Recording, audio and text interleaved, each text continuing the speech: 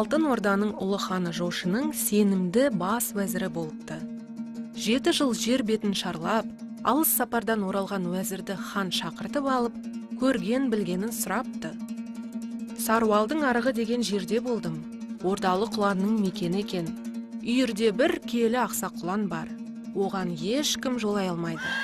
Маңына келгенді не теуіп, не таптап, не шайнап өлтіреді.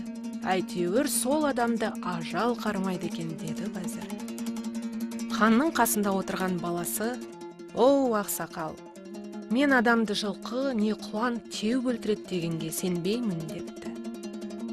Сөйтіп хан баласы уәзірдің айтқан жеріне барып, көзімізбен көріп қайтайық деп, сенімді 40 жігітті көндіріп, оларды қамдап, құлан ордасына аттанып кетіпті. Уәзір айтқандай, Саруалдың арығы құлан ойнағына айналған жер екен. Аң деген көздің құрты ғой. Сол жерде хан баласы жеңілдік үшін қызыл шекпенін киіп, қобылы садағын қолына алып, құлан ордасына қарай қасқайып тура жүреді. Ал 40 серігі болса жүрексініп, жабынды тазамен ілесіп отырады.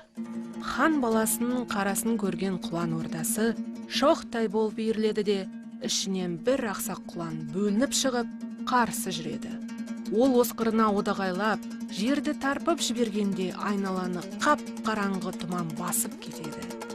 Мергендер бірінен бірі көз жазып қалады. Сол кезде тұман арасынан: «40 жігіттен қаша жүріңдер, қызыл шекпенді баса жүріңдер» деген бір дауыс естіледі. Сөйткенше болмай, көп тұяқтың дүрсілі аспан астын кернеп кетеді. Бір мезгілде тұман сейледі. Жігіттер қараса, құлан да жоқ, хан баласы да жоқ. Тек қана қалың құланның шұбырынды ізі жатыр. Олар 3 күн бойы ізді тінтіп жүріп, хан баласының бас киімін тауып алады. 40 жігіт қайғырып елге оралады. Болған жағдайды ханға хабарлауға еш қайсының жүрегі дауаламайды.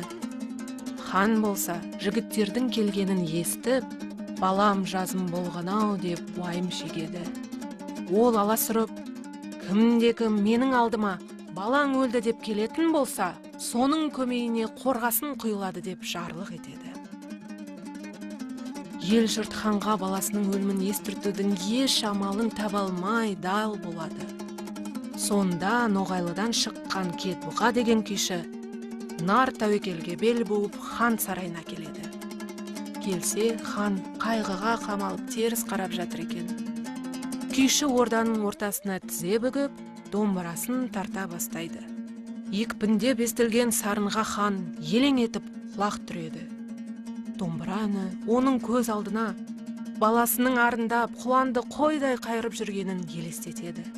Келесі сәтте серпи қағылған домбыра үнінен хан мың сан тұяқтың дүбірін естиді.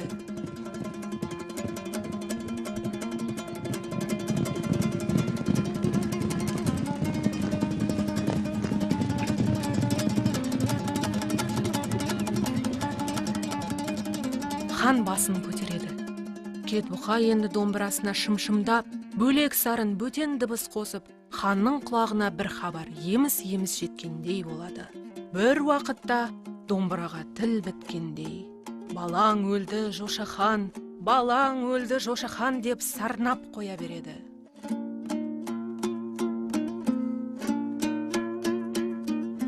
Сонда хан басын көтеріп: «Бұл сенің тартар күйің емес, менің естір хабарым емес. Балаң өлді, Жошы хан деп тұр ғой мына домбыра» дейді.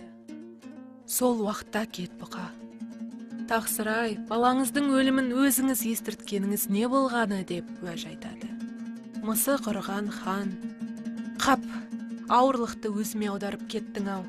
Бірақ сен жаман хабардың аузымнан шыққаны үшін жазаланасың. Күйшіні Айдаһар үңгірінің аузына апарып тастаңдар» деп нөкерлеріне әмір береді.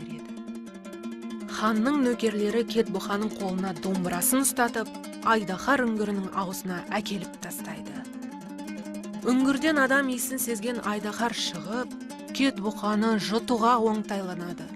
Сонда басқа шарасы қалмаған күйші жүрелеп отыра қалып, домбырасын көкелете сұңқылдатып бір күйді тарта жөнеледі. күйдің мұңды сарынынан Айдахар сұлық түсіп, қимылсыз қалады. Күй аяқталған соң, Айдахар ініне кіріп, ат басындай алтынды күйшінің алдына домалатып әкеліп тастайды. Осылайша, күй құдіреті Кетбұқа күйшіні ханның қаһарынан, Айдахардың айбарынан аман алып